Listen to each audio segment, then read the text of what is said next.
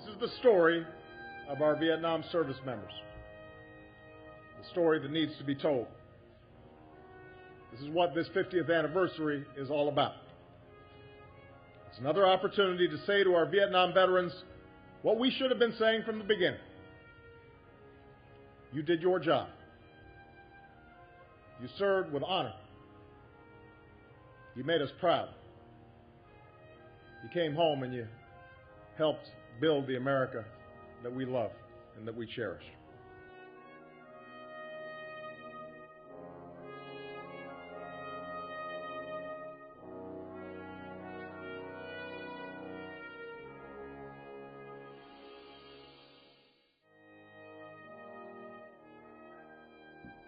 You know, I spent a fair amount of time in the 82nd, and we would have a reunion every year. And we'd bring in the veterans would all come in, and we'd talk about it, you know, what their experiences were. A lot of them were World War II vets, and those were great. But the Vietnam vets, you could tell, felt like they weren't understood.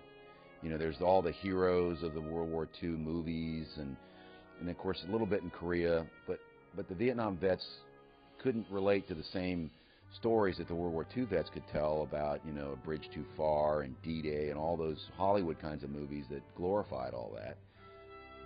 And then what were the movies that were being shown and the books that were being written about? Most of them were fairly negative. And so I think they were struggling with that. And so it's time to, you know, recognize that is what it is, but, you know, let's also focus more on their selfless service. Their life of the Army creed. I mean, they were the latest, greatest generation of their time. Our great veterans have a tale to tell, and that's why this commemoration we're doing now is so important, so they can talk back to the American people and tell them what it was really like. My name is George Brewer. I was one of the proud Marines serving in Vietnam from 1968, 69, and 1971 to 72. I am Bruce Gardner. I was honored to serve as an Army helicopter pilot from 1970 to 71. I am Richard Yanish. I proudly served in Vietnam in 1968 and 1969 as a young Army soldier. I'm Roger Hauk. I was honored to serve as a sensor planning officer for the U.S. Air Force in Thailand in 1970 and 1971. I am Bill King, and I was honored to be an Army soldier serving in Vietnam from 1969 to 1970. My name is Lars Larson. In 1971 and 72, I was a combat infantryman in Vietnam. I'm Michael Lambert. I served proudly in the Republic of Vietnam from 1969 through 1972.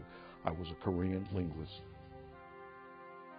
My name is Benjamin Morgan, and from 1968 to 1969, I served as a sailor in the coastal city of Da Nang, Republic of Vietnam. I'm Robert Thorne. I served 3 tours in Vietnam from 66 to 72 with the 3rd Ordnance Battalion, 101st Airborne Division, and 82nd Airborne Division. 1, 2, 3, 4, hey! 1, 2, 3, 4, hey! Well, life for me before going to Vietnam, I was born and raised in South Dakota, and as a young boy growing up, our thing was, of course, we wanted to play cowboys and Indians and war. I was kind of structured around the Korean War, and there was a lot of folks within our town that went to the Korean War. So you heard the Korean War stories, and that kind of drove us kids to play war. So I always wanted to be a hero warrior type. Well, I was drafted into the Army at 18 years old. I was living in Fayetteville, North Carolina. I just finished Fayetteville Tech Institute custodian course, and I received my draft notice. And my draft notice contained I was 1A, show up as soon as possible. There were 9 kids in my family. At the time I volunteered for Vietnam, I was a sophomore in college. My father had 5 children in college at the same time, and I enlisted, volunteered to go from my Naval Reserve Unit on active duty. I lived in Indianapolis, Indiana. I was 17 years old when I enlisted. It was scary because the point of making a decision to come in the military was not my own. It was one of my parents. I'm kind of glad they did that now, but then I wasn't so excited about it.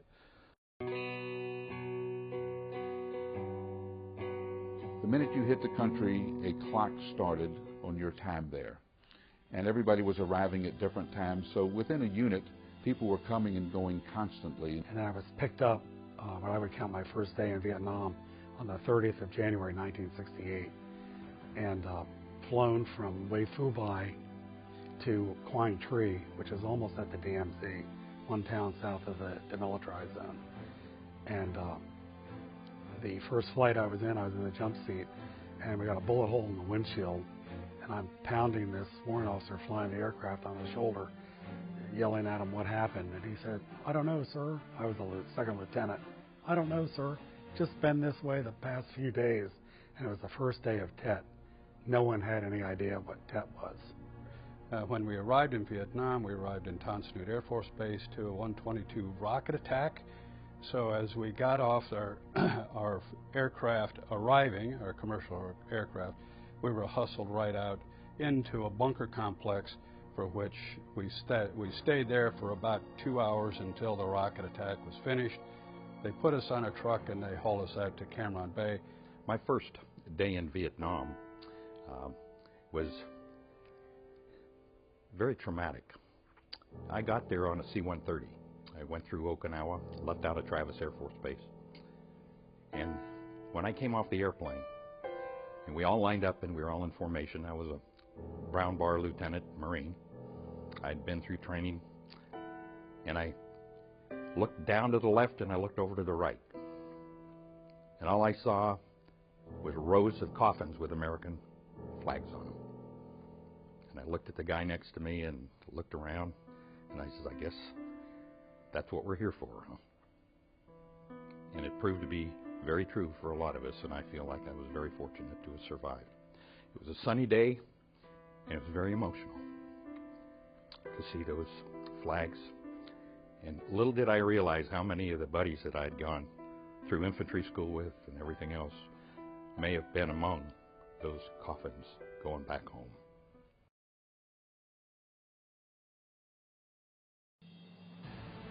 Militarily speaking, South Vietnam is divided into 4 areas. The 4th Corps area in the south, the 3rd Corps, the 2nd Corps, and in the north, the 1st Corps. I was a sensor planning and placement officer, planning the emplacement and execution of missions that emplaced acoustic and seismic devices along what we call the strategic supply route, the Ho Chi Minh Trail, running from North Vietnam down through Laos, Cambodia, and back into South Vietnam. We used to call ourselves the Laotian Highway Patrol. The mission of Naval Support Activity Da Nang, where I was assigned, and my mission as a seaman were exactly the same: naval logistics. Da Nang was the Navy's largest overseas command. It supported over 200,000 U.S., Vietnamese, and friendly foreign forces in their fight against the Viet Cong and the North Vietnamese. We ate sea rations, which were really the same rations that my father had in World War II and folks had in Korea. But we'd mix them with in-flight rations because that had orange juice. And then we'd eat the lerp rations, which were dried food that you could mix with water. And we tried to keep a kind of a variety of those meals. The food was actually very good. The food was prepared in dining halls run by soldiers. We had soldiers for cooks, unlike the way everything is contracted out right now. In fact, I enjoyed the food so much I purposefully gained about 30 pounds while I was in Vietnam, which was not most people's experience. They would lose some weight.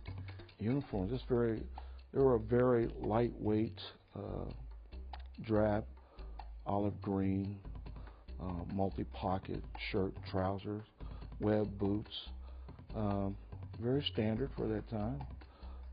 Unlike the uniforms we have today, they really wore out. I mean, I can remember getting my uniform done by the villagers. After 3 or 4 washes, they would fall apart because you put rice starch in them, you know, you beat them down on rocks and everything, and after a while, between that and the heat, eventually they just fall apart. Only power that we had on the landing zone was one 5 kW generator, which we weren't allowed to use at night because of flight discipline. The landing zone was either rocketed or mortared every night. Not most nights. It was rocketed or mortared every night. Letters, the first letter I got when I was in Vietnam the first time was 4 months from the time I left the States. But it didn't bother me because I knew I had a job to do. I got written letters every time the mail came in a box normally. All the guys were depending on me to be around them when the mail came in, because I normally had a box from my mother, my sister, my brother, or my friends. Was rather humorous, and we were taking a resupply, and we were in basically a triple canopy jungle, so they flew over us, kicked our supplies out, and one of them was the mail bag, which we all look forward to mail.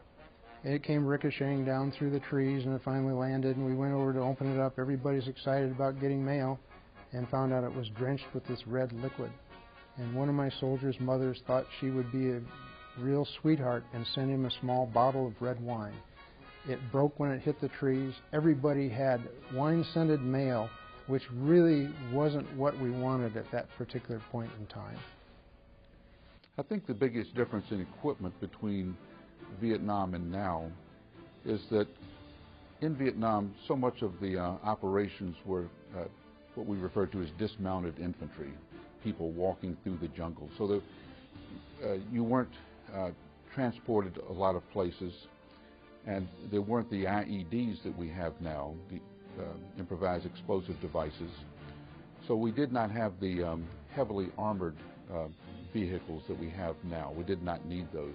Since we were light infantry patrolling on the ground in the mountains, most of our equipment was very similar to what my father had in World War II in Korea. A rifle, grenades, rucksack, and rations that you carried. But the big thing was the helicopter, and that's how we got around and got in and out of the jungle. Well, I think technologies we use today that would have helped what we were doing back at that time, certainly the connectivity, the networking, even the social media would have been a huge benefit, I think.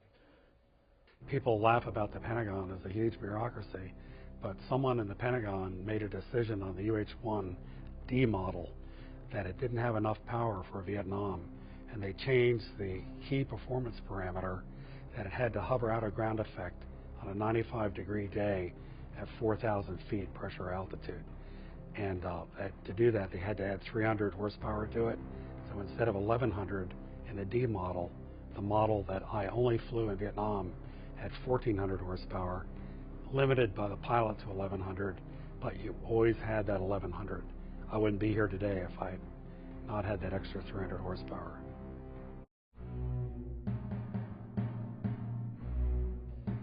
The base I was at, we used to have a saying that the snakes have the right of way. And to get from the location where I was billeted to the unit where I was assigned to, it was about a half a mile walk. And you were walking through very heavily forested jungle. And again, snakes have the right of way. It was not uncommon to see king cobras, mambas, all kinds of poisonous snakes. And you simply gave way to them. But that's a memory I'll never forget. Our mission was to patrol the hills west and south of Chu Lai to try and prevent the Viet Cong and the Vietnamese from firing rockets into Chu Lai, which was a major base for the 23rd Infantry Division. So there was a lot of walking through the triple canopy jungle, some rice paddy work, but we preferred to stay out in the mountains itself. Every day that you woke up, you felt lucky to be alive. People don't really understand about serving until you're a part of it, but I thought you had to be a battlefield soldier or a Purple Heart. No. if you're on this #1 team called Army, no matter what your capacity, you're a team member. When we happened to fly in someplace and we were required to put guards out because there was instances of the insurgents, if you will, like to drop hand grenades down into our fuel tanks on our helicopters, so we had to stand guard. But the day I flew into Dong Ha from south, we were in the middle of an artillery attack. We had to take and offload all the troops out of the back while the C-130 still was going down the runway. We just jumped out, rolled out, and hit to the side, and there was artillery exploding everywhere. But the camaraderie ship was, in my humble opinion, off the Richter scale. If you went down, there wasn't a person around that wouldn't plow through a lot of bullets to get you out. We go in to pick up the wounded, and it's a fairly small clearing. You maybe could get two Heelys in it, but we were single ship. We went in, and as soon as I went in, I turned around and faced out the way I was going. They started to bring the wounded soldiers over to the ship, and a North Vietnamese that is in a tree empties an entire AK-47 clip into the side of the helicopter. And of the clip, 9 rounds hit the aircraft. One of the rounds hit the engine on the bleed band, so the engine's not working right. Another round hit the oil tank, so the oil tank actually exploded. And the other rounds went between me and the co-pilot and totally destroyed the dashboard where all the instruments were. And the guy I'm flying with, who's not in command of the aircraft, wants to land. I'm determined we're going to leave. And we had a little disagreement about it for a few seconds, but we did leave. And I did fly at 5.5 kilometers to an Army fire base and did a hard landing on it. Not much left of the helicopter after that. But the good luck of being that close to having your head blown off to being able to fly to safety was just amazing. Well, after staying there 9 months, I was supposed to go on R&R. So I went on R&R to Hong Kong, Kowloon, the new island in Hong Kong, and I enjoyed myself. And my second R&R was, I came to the States for 7 and 7. Yes, I enjoyed myself, but I hated to go back to Vietnam. But from when I was leaving the States, but after I got flying into the country, I knew I was going to see my buddies again, so I fell in love with the idea of going back to Vietnam.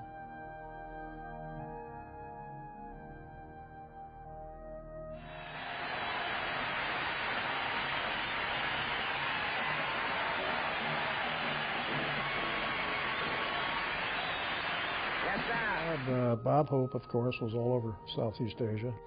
And Bob Hope was somewhere around Saigon. He wasn't in Saigon. I had the good fortune of being able to see Bob Hope. We had to leave at 6:30 in the morning to get there by 8 for the show with Bob Hope and Ann Margaret at 1 o'clock in the afternoon. Hey, here we are at Lark K. And I gotta be honest with you, I know Lucky.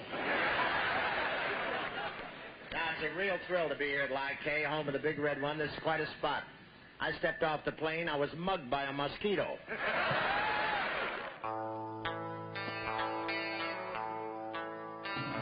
Favorite song in the 60s was I Don't Get Any Satisfaction. I Don't Get Any Satisfaction. We played that frequently in the aircraft because we had speakers, we mounted speakers, and we played I Don't Get No Satisfaction.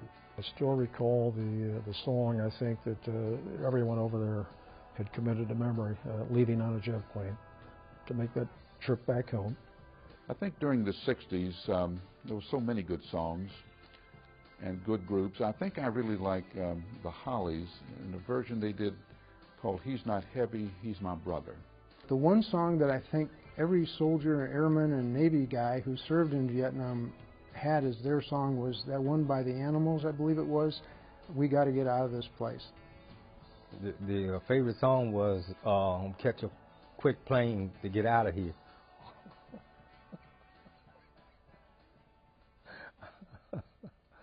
One of the most moving films and themes that got me through Vietnam was the theme from Mondokani in the song More.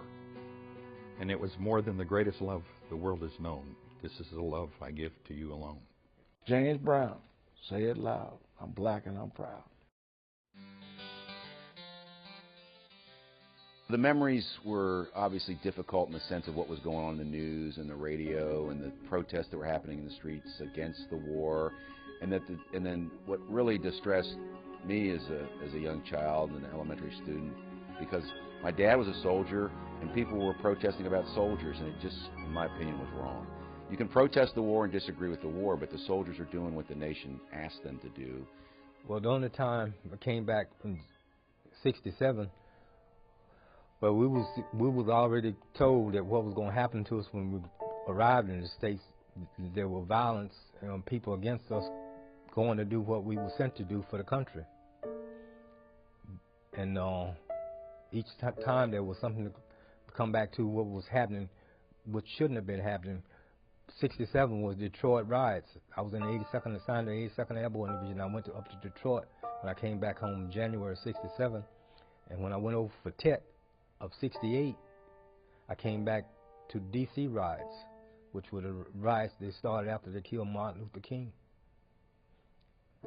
And '72, when I came home, the country was trying to come out of Vietnam, so it wasn't a pleasant thing. There was a lot of money, and there was homeless vets, and there was families without their dads, brothers, and sisters. But the times that were good were the times when we survived getting shot at.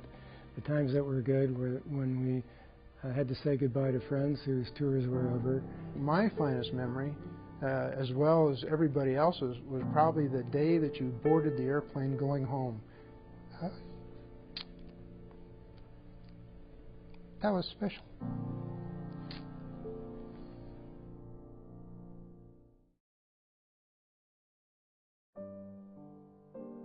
Yes, I still think about Vietnam every day. You can't forget it if you live that life. And you think about your friends you lost in Vietnam.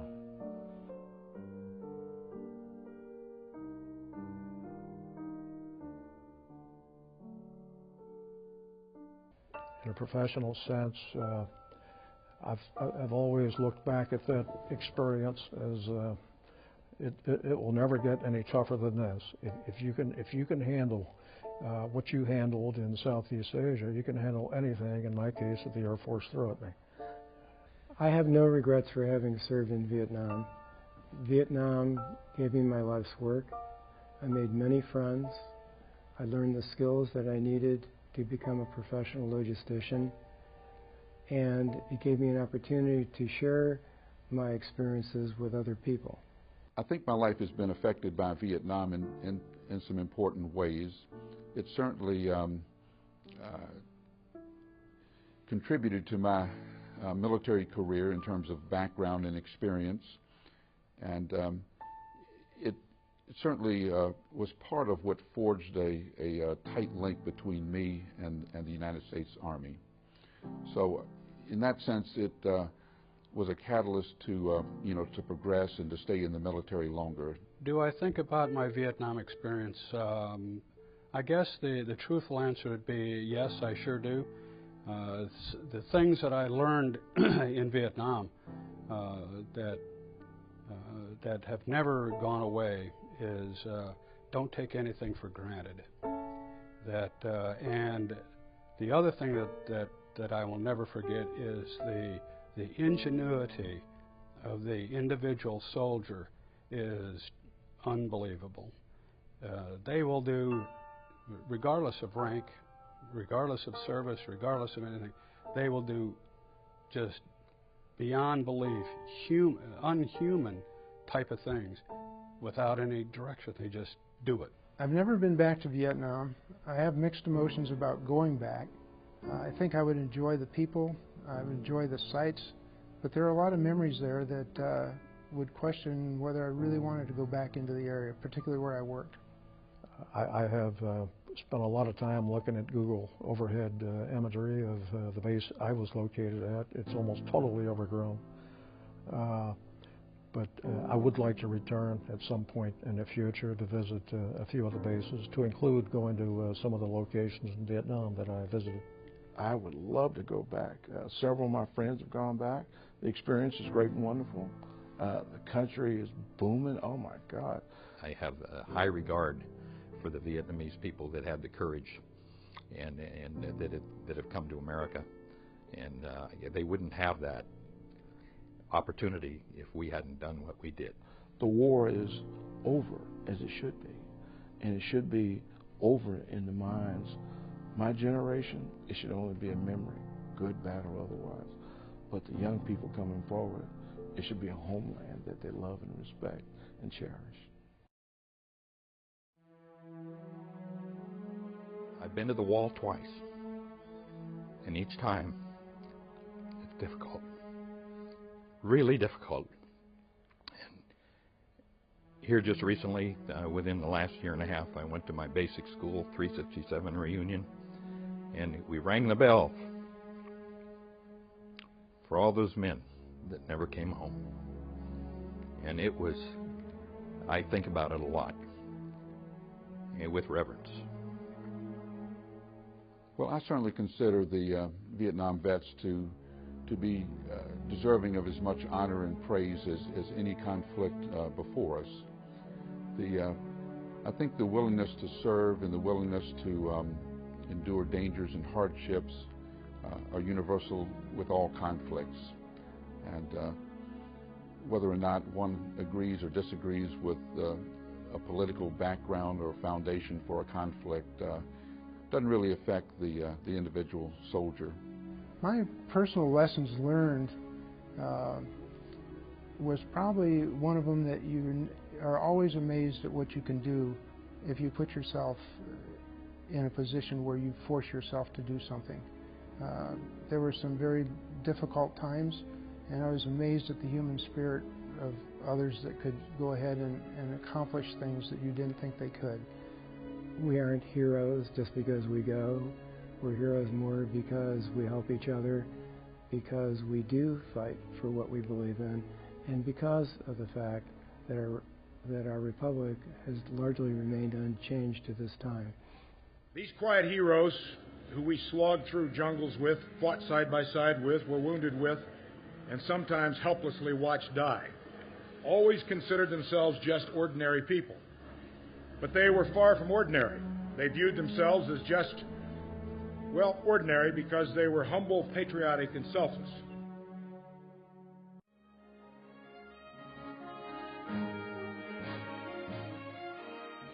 Thanks for your service. Thanks for what you've done. We appreciate you. Your sacrifices were not in vain. You did what the nation asked you to do. As we salute our own, I would like to send a special thanks to our Vietnam vets for all they have done and continue to do for our nation and the G4. My generation thanks you. Thank you for your service. I am proud to help salute our own. As a veteran, I understand your service. Your service paved the way for me to serve. Thank you for your sacrifice. I know you still carry the scars from Vietnam, and I am forever grateful for your service. As a fellow veteran and service member, thank you very much for your service and sacrifice. If you haven't heard it, welcome home. As a wife to a Vietnam veteran, thank you for your support and sacrifice. I had family members and friends that served in the Vietnam War. I would like to give a heartfelt thank you to both family and the veterans of the Vietnam War. Your sacrifices were not in vain. Welcome home. How I would describe a Vietnam veteran: a warrior patriot. They fought in a faraway place, in difficult times, with lots of political decisions that were made. It probably was very frustrating to them, and yet they did it. And welcome home. Welcome home, finally.